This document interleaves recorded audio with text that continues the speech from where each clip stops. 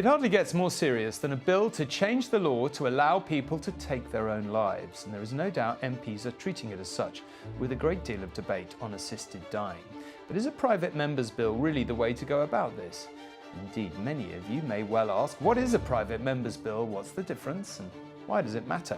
Plus, we talk about Donald Trump and tariffs. Could it mean yet more bad news for us on the economy? Welcome to Talking Politics.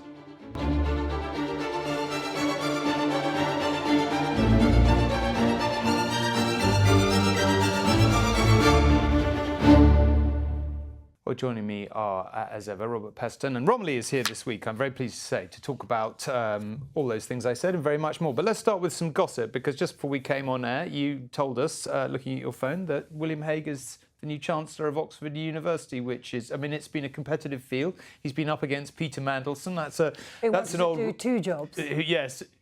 OK, so what do you make of that?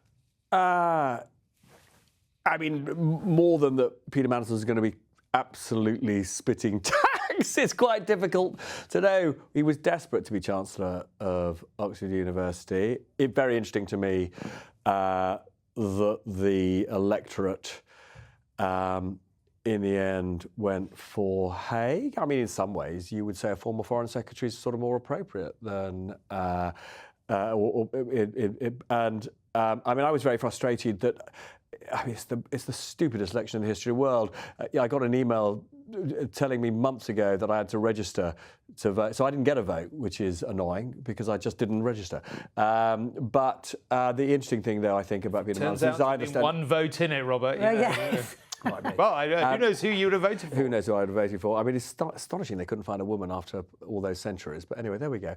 And do you think they were concerned about Mandelson's ability to do that and potentially be ambassador as well? I don't think the electorate gave that a second thought, but I mean, because it's thousands of students and former students who choose the Chancellor. I think he is going to be. I was actually funny enough talking to a senior member of the government today, and I think he is going to be Britain's ambassador in Washington. It's an interesting choice. The reason it's an interesting choice is because Karen Pierce, who is the current ambassador, is perceived, rightly in my view, to have decent relationships with Trump and his people. And so, particularly in the early months, maybe longer than that, you would sort of, I think, want a bit of continuity there. If she, as I say, she definitely has a decent relationship with that. They say very positive things about her. Mandelson is not known to them. Obviously, if we think there's any chance of a trade deal, he does have experience of trade negotiations. I'll be completely frank with you. I think there is zero chance of a trade deal with Trump.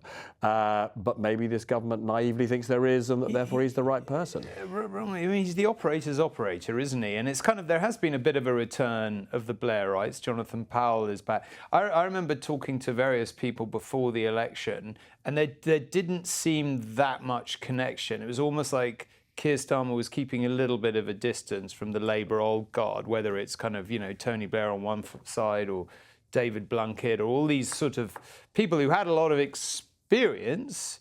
I don't know, what do you make of someone like Mandelson coming back? Well, I think there probably is a sense that at a time like this, they need that sort of real depth of experience in order to help them in what's obviously going to be quite a tricky transition into the Trump administration. So I imagine that plays a part in it. Although, as you say, Karen Pierce was one of the few people in Washington who had managed to keep relations really good with both sides. Yeah, she did. And I mean, politics is always about the big issues and just who you know. And the other thing about Mandelson is he is close to Morgan McSweeney, who's the Chief of Staff, and I suspect that will have played quite a big role. Well, intriguing. Let's wait and see if it happens. We should move on to talk about assisted dying. I mean, you don't get really more serious than changing the law in this regard. I mean, this is a vastly generalised question because you can't summarise what 650 MPs are thinking, but Do you get any sense, Romilly, maybe you first, do you get any sense of how that debate is shaping up and whether it's actually moving much, whether there are a lot of people undecided still? Well, I think the first thing to say is there is nothing that is gripping Westminster more. You really get a sense that everybody feels that this is totally momentous, and that particularly the new MPs are really wrestling with this, at having to take such a huge decision so early on. So there are lots of town hall meetings going on with constituents. Everybody's talking to doctors. They're looking at what's happened in Canada. And I think my sense of this, I mean, we've been doing a great ITV tracker. Which you can look at online, we should say, if you're listening or watching this. Which shows the latest balance. And I am surprised, actually, at how many people still haven't made up their minds at this quite late stage. I mean, I was even talking to Helen Whately, who's a former palliative care minister herself, and she was saying that she was still looking at the evidence. So people really are still weighing this up. But I feel that there have been, in the past few days, quite a few really important interventions from the likes of Gordon Brown, saying that there should actually be a commission set up to look at fully funding palliative care. And then there is also an amendment which would give MPs who aren't sure that they can really do this an off-ramp. And my sense is that maybe some people might choose that as a way out. Yeah, I mean, look, I, like you, think that there's now a very good chance that it does get voted down, even though our tracker at the moment shows those voting in favour ahead, but as you say, with an enormous number of undecided. I just think if you are undecided and you hear lawyers say that actually they don't think it's drafted in a robust way to protect vulnerable people, and you hear the health secretary, I mean, he's coming for a lot of flack for saying this, but, when the health secretary says the NHS won't be able to cope with the extra demands put on doctors who have to authorise, somebody to get permission for assisted dying, and palliative care is not up to standard, and therefore that also essentially means that people are not making a choice, against a background where it's, you get the kind of pain relief and support you need if you're dying, not to choose it. I think against that I think it's very difficult if you're on the fence to vote for this bill. But I think it has done, in some senses, a great service because, I mean, I was chairman of Hospice UK and for a couple of years, and every month we were just grappling with how badly funded hospices. We had to rely on charitable donations. We had to beg the government for a bailout as COVID hits, because actually every hospice would have gone bust if we hadn't. And it's just, it is really a sort of slightly shameful for this country that all our focus really in terms of politics in recent years has gone on essentially the living and not giving people who I'm afraid are inevitably going to die the kind of dignity in death they deserve. Should we talk about private members' bills and just fill in, the details of that? Explain what it is, and whether that, maybe equally as important, whether there's a sense in which the government maybe should have made more time to debate this, perhaps brought forward a government bill. Well, I think that is one of the issues, and that's what quite a lot of MPs are saying, is that they feel that they haven't had enough time to give this proper scrutiny. Just to give you the background, which I'm sure you know yourself, but private members' bills are bills that are not introduced by government ministers, and rarely pass often for they that don't reason. Pass. Yes, and they can be talked out as well, so that there are numerous ways that you can disrupt them. And there's a related point, which is with any government measure, the government is obliged to provide a whole wealth of research and information to back up what it wants to do.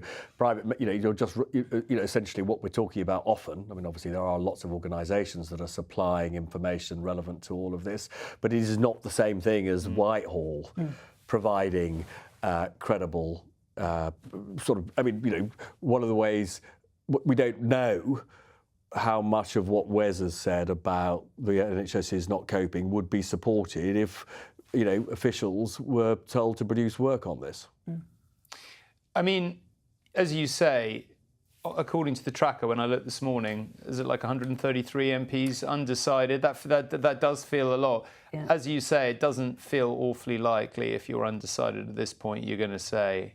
I mean, the reasons 132, I think, is the latest. The reasons to not do it if you're not under... You know, you can always say to yourself at this point, oh, well, let's leave it for another day, right? Yeah.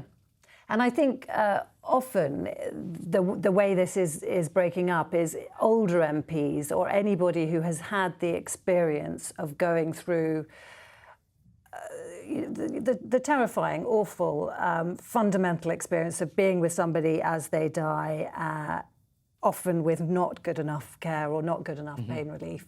If you have been through that experience, you are highly likely to think that, yes, the law does need to change. If you are younger and you haven't, then you'll be worried about whether there are enough safeguards and all the rest of it. I mean, we had Tammy Gray-Thompson on the show last week, and, you know, as somebody who instinctively had been in favour of assisted dying, I had to take seriously what she was saying about, you know, the experience of being a disabled person in this country, and she simply felt that a change in the law was going to put disabled people at risk. And I just don't think people should just blithely ignore those sorts of concerns. We should explain that a bit, because obviously the proposal is that you have to be terminally ill, due to die in the next 6 months, and it has to be signed off by 2 doctors and a High Court judge. But we should make the point that the fear was that it would inevitably, as they see it, expand, right? And now that this is a thin end of a wedge, and that essentially, you know, over time, whether it was formalised by Parliament, essentially case history would allow the thing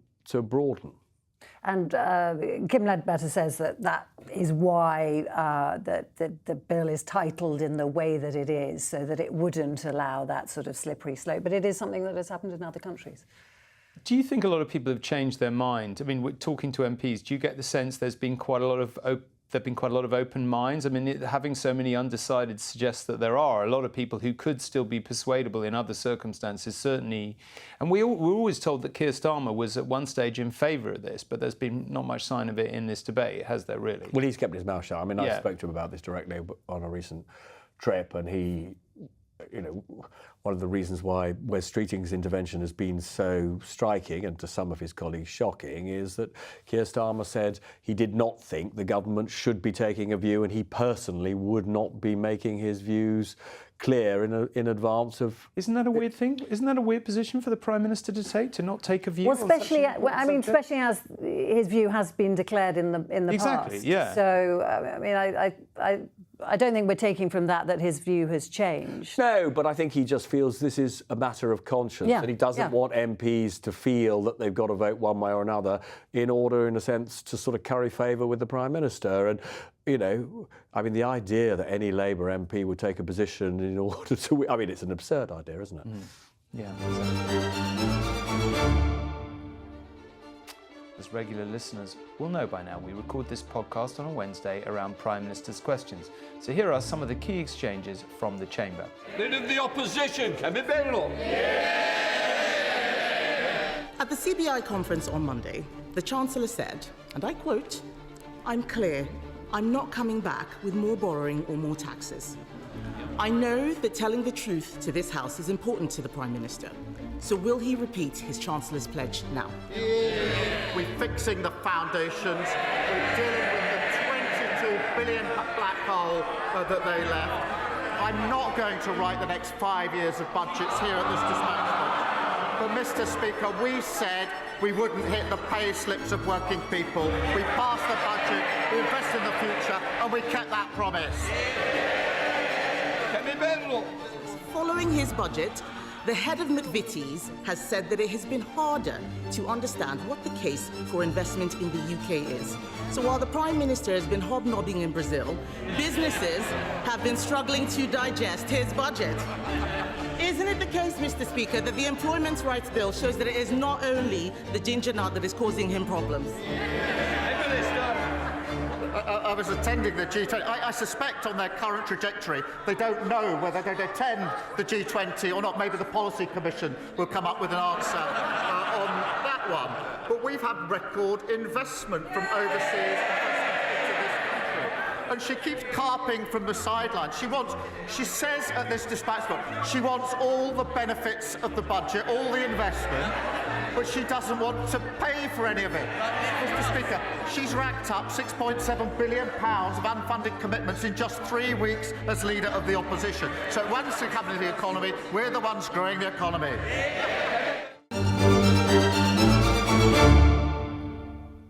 Genuine question. How long can leading members of the government sustain saying at the start of every answer on everything, in every interview, in every public session, well, it's all the Tories' fault, everything was a disaster, everything's they're to blame for absolutely everything? Well, I think what they have to do is start showing that they are different and that they are delivering results. And if they can't start doing that, which has been slow so far, then they've got a big problem. But I mean, there was a real reaction in the election, wasn't there? We all know that. People were hacked off with the last government. There was a pretty decisive attempt to get rid of them. So I suppose to a degree people think, well, OK, fair enough, we were hacked off with them and we did boot them out for a reason. But equally well, fundamentally, it's damn boring to listen to. And at some point you think, well, is it 6 months? Is it a year when you have to start taking responsibility for the fact that you're in government now and you have had a chance to change things? Well, obviously the budget changed much in terms of what the government is able to blame its predecessors for. This was, in terms of money raised, both in terms of tax and borrowing, the biggest budget for decades. Actually, on some measures, one of the biggest of all time. Now, you can criticise the budget for lacking reforming zeal, and I think that's a perfectly reasonable criticism. But on the sort of fundamental question you ask, when you are borrowing and taxing as much as that, problems in the UK become your problems. And so I think they can sustain blaming the government for a bit longer. I mean, so for example, when it comes to the decision by Vauxhall in Luton to close a plant at the cost of more than 1,000 jobs, move some of those. There'll be some job creation in Ellesmere Port, but nonetheless, it's a big blow to a community. The fines that Vauxhall are citing for failing to meet electric vehicle targets, the fines they are citing as one reason for closing the plant, they were put in place by the last government. On Rishi Sunak's watch, those fines became law in January of last year. Now, this government is now reviewing those, but I think it is quite difficult for the opposition to say this is all the government's fault, given this was a structure of basically using a stick to get car manufacturers to move over to EVs, electric vehicles, that they put in place. So I think from a point of view of logic, it's okay to blame the Tories for a bit longer. But you're absolutely right. The instinct of British people is, we elected you to sort these problems out, and you've got to sort them out. And if you don't sort them out, we blame you. We don't blame the last lot. So you're absolutely right. If I were advising Keir Starmer now, I would suggest to him that he and his team ought to change their rhetoric a bit, talk a bit more about how they are planning to improve things, and do a bit less about, if things aren't working, don't blame us. This was the third, I think, face-off between the new leader of the opposition, Kemi Badenoch, and Sir Keir Starmer. What did you make of it, and what do you make of her sort of performance as leader of the opposition so far? Is she shaping up? Do Tory MPs think she's shaping up? They look quite chipper, sounded quite chipper behind her there today. Not that necessarily means anything, but... Well, I think she's sounding confident, and I mean, generally, that is one of her talents. She does give a confident performance. I think she has got a problem, and we saw Keir Starmer bring it up there, that because as a party they don't have established policy positions on many of the key things. They've said that they're going to have reviews on many of them, that she doesn't have a sort of a clear answer or a clear comeback often. And things like national insurance, I mean, that was the obvious thing to go on today. CBI has said it's a huge problem for firms. It's going to impact growth. It's going to mean that firms stop hiring people or even start laying people off. But because she hasn't been able to say that, yes, we would reverse this, you know, she was having problems with that. And actually, the people who made much more of an impact, I thought, were the other MPs who said, well, look, this is impacting hospices. I think Ed Davies said that. Are you going to look at that? And another one who said, this is impacting GPs. What are you going to do about that? That's from his own side. Right. And in those areas, I mean, Keir Starmer looks really vulnerable, but that wasn't a point that Kemi Badenoch could land. And it is striking to me, there were lots of questions today about crisis or, you know, problems for really important social services, whether it's palliative care, whether it's social care, you know, whether it's different bits of the NHS, and they're still not able, as a government, to say how much more money they're going to put in to, you know, prevent really serious problems for vulnerable people. I mean, I'm not saying that PMQs is a mass audience event. I mean, obviously, I'd like to say this is a mass audience program, and there probably are lots of people listening or watching this who have never watched PMQs or certainly didn't watch this PMQs. But it is kind of interesting. It's an interesting insight, it always seems to me, and did in the many, many years I sat, like you guys now are, in the press gallery watching it, because it sort of does tell you something about the standing of a leader with the party, and it does tell you, to some degree, how it gives you an insight into how they handle a range of things. But Keir Starmer's pretty wooden.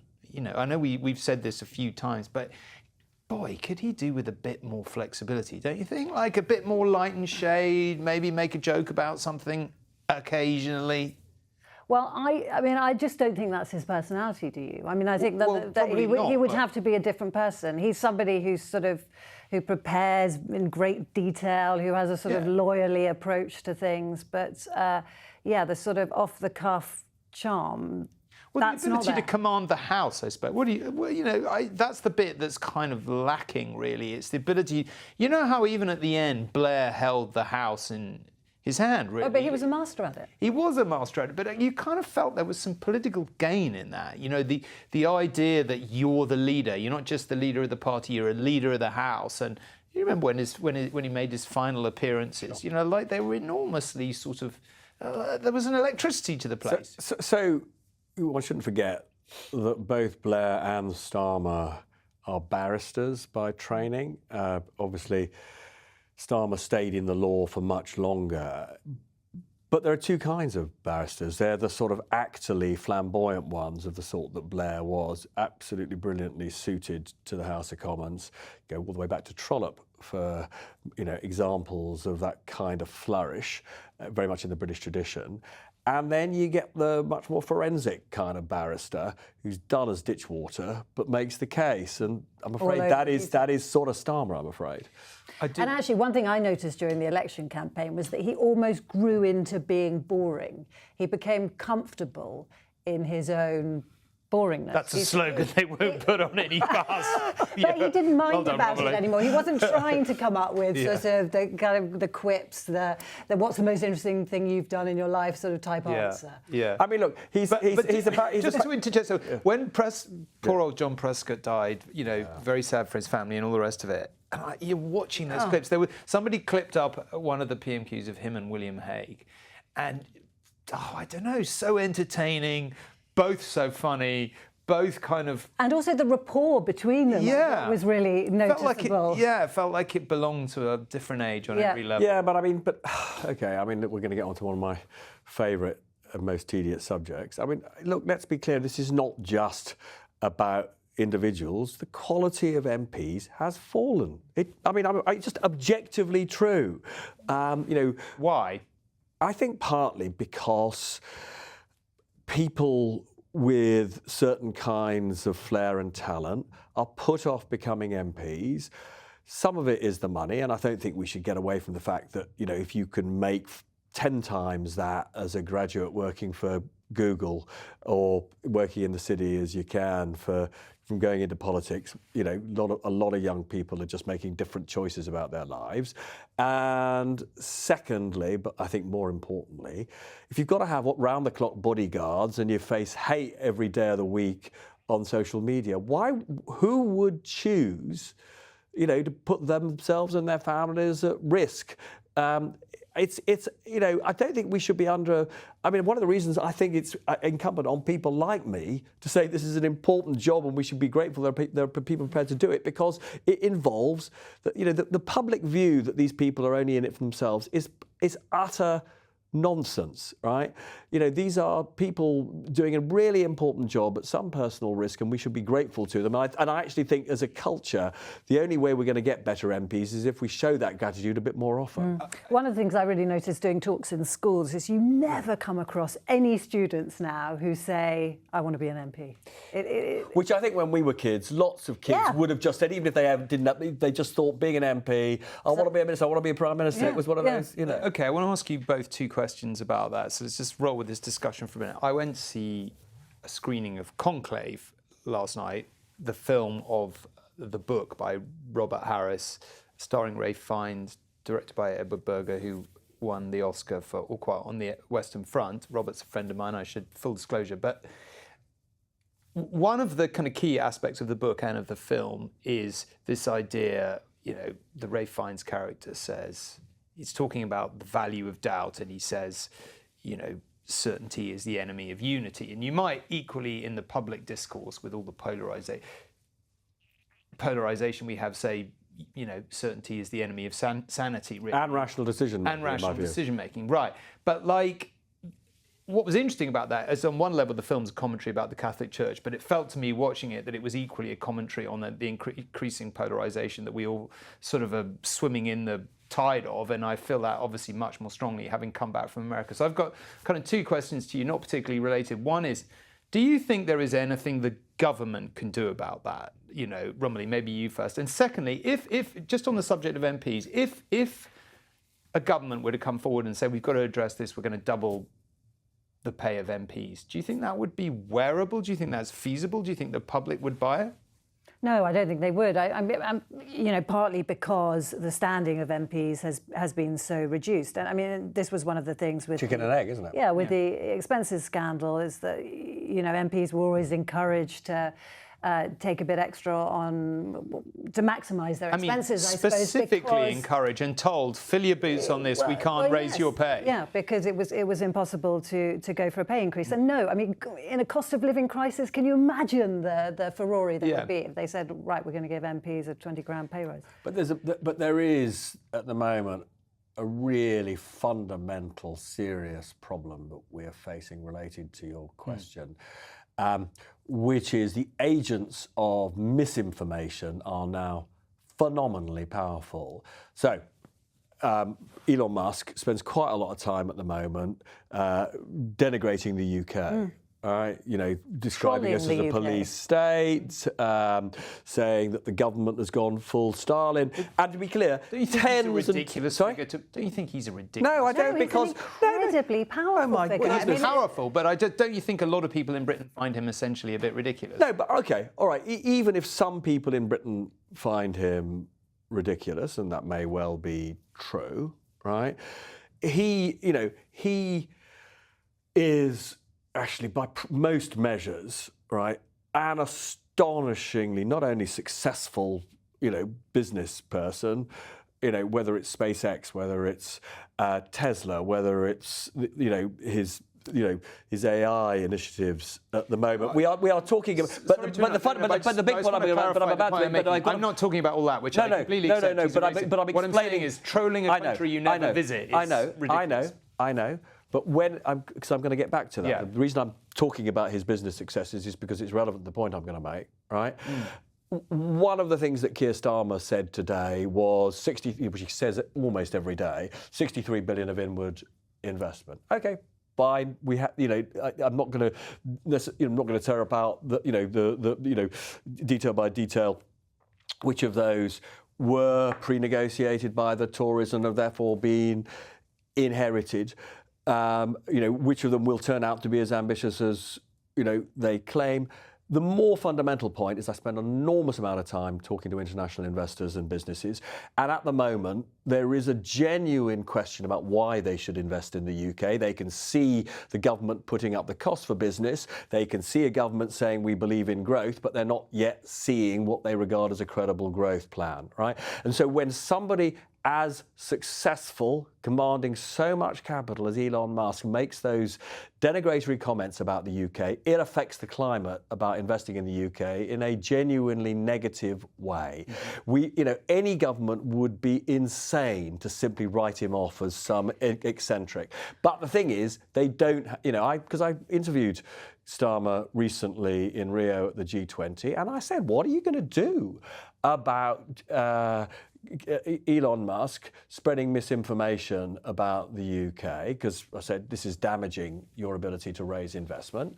And he didn't have a credible answer at all. He basically dodged the question and simply reverted to his 63 billion and said the money's coming in. Well, I'm sorry to say to him, he's going to struggle to raise money unless he A, has more confidence in challenging somebody like Musk, and B, gets a move on and actually produces policies that generate growth. And it's not just in business terms, is it, either? It's the effect that it has on society. So, as we saw in the riots, the sort of disinformation that Musk spreads on Twitter has an actual effect on the ground with how people feel about what's we need to wind society. this up. I want to ask you each a final question. Robert, I'm going to ask you in a sec to just talk about tariffs, which I think we do need to address. But Romilly, can I just ask you first? It's been however long it's been now, 6 months or whatever since the election. You lived through the election. You were out reporting on the ground and all the rest of it. Where do you think the government is vis-a-vis the public? The ratings are down. I don't read that much into it. It's probably a bit further than you'd be comfortable if you were Labour. I think people are a little bit like, they haven't been very impressive so far. How would you assess I guess what I'm saying is the government's true standing at this point with the electorate, or it's just too hard to say?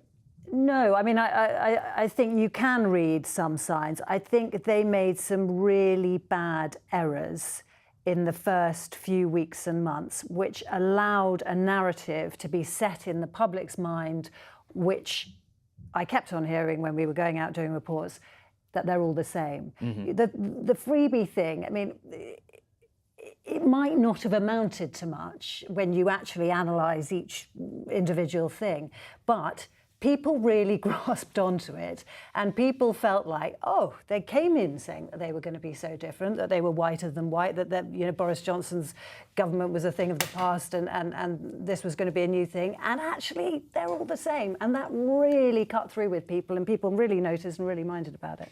Can I just ask you about tariffs, Robert? Because I think we've got to talk about it. We're not that many weeks away now from Donald Trump being in the White House. He's obviously said he's going to introduce tariffs on day one against Canada and Mexico and so on, and China.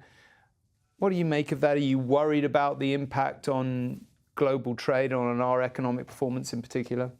Look, if he does everything he says, whether it's in terms of cutting taxes in a trust-like unfunded way in America or putting up tariffs to the extent that he has threatened, and let's be clear, he said various different things at different times. He was originally talking about 60% tariffs on China, 20% on the rest, on every country in the rest of the world. Yesterday, he talked about 25% immediately on Canada and Mexico, its two nearest trading neighbours, 10% on China. Wasn't clear whether that was 60% plus 10% or 10% instead of the 60%. So one of the first things to say is there's a lack of clarity. If he were to do everything he threatens, we are looking genuinely, as a world, at the mother of all financial crises, because the dollar will collapse, people won't lend to America, and so I have to assume that a lot of this is posturing, a lot of this is negotiating tactics. He has appointed, or he says he's going to appoint in Scott Bessent, a financial practitioner, a hedge fund manager who is definitely way more conservative on this stuff than Trump is himself. And broadly, the view you would take about the appointment of Peston is what it signals is Trump comes up with these big numbers and then Peston sort of uses it as a negotiating tool. And if things get introduced, they're introduced much more gradually and in a less dramatic way, because Peston, like more than, he was one of the guys who made those decisions back in '92 that made Soros, £1 billion from betting against sterling. He was working for Soros at the time. He placed those bets. He knows the mayhem that can be caused when markets turn against you. And he made an enormous amount of money at Britain's expense after, during and after Black Wednesday, or in the run up and during Black Wednesday. So I think at the moment, what you have to say is that Trump has a lot of very disturbing policies, and we're just in for a very nerve-wracking time in terms of how fast and to what extent he actually turns the rhetoric into, detailed, actual commitments that happen. And as I say, if he does everything he does, it's going to be a terrible year for all of us. Okay, on that upbeat note, we'll close off here with the assisted dying vote just almost upon us. Do you know how your MP is planning on voting, as Romilly was talking about earlier? Now you can. Just go to our website, itv.com/news, where you can find our searchable database of all 650 MPs and whether they are for or against, or still making up their mind on what could be a huge change to our society. That's all for this week. Thanks very much for joining us, whether you were watching or listening. And do remember, you can view new episodes on ITVX every Wednesday, and if you're enjoying it, do hit subscribe on your favourite podcast platform to make our day. That's it. Goodbye.